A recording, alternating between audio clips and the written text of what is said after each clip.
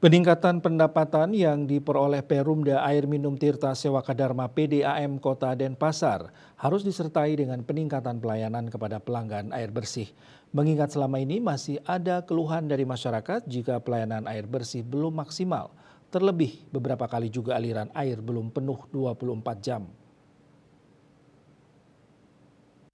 Hal ini mengemuka dalam kunjungan Komisi 2 DPRD Denpasar ke PDAM Senin 29 Januari. Kunjungan tersebut dipimpin Ketua Komisi 2 DPRD Kota Denpasar, Iwayan Swadiputra, yang diikuti sejumlah anggotanya. Kehadiran para wakil rakyat ini diterima di Rut Perumda Tirta Sewaka Dharma, Ida Bagus Gede Arsana beserta jajaran.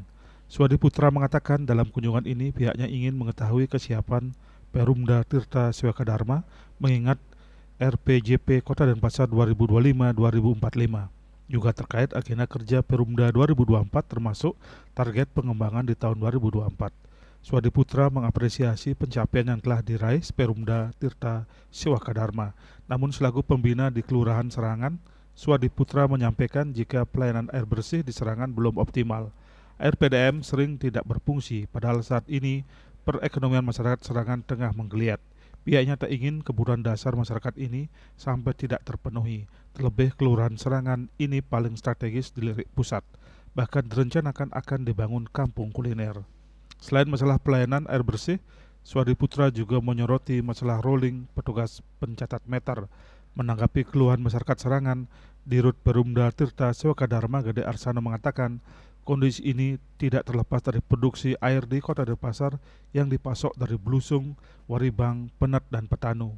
Khusus untuk keserangan fokus dilayani melalui Petanu. Berdasarkan perjanjian kerjasama MOU, air dari Petanu sebanyak 150 liter per detik, namun terrealisasi hanya 55% sehingga pelayanan air tidak maksimal. Di samping itu, untuk peningkatan pelayanan juga dijanjikan pihak provinsi pembuatan reservoir di Sanur, namun sampai saat ini belum terrealisasi. Mengenai pencatatan meter ini, kini pihaknya sudah melakukan digitalisasi sehingga nantinya didapatkan pendapatan real. Asmara Putra Bali Pos melaporkan.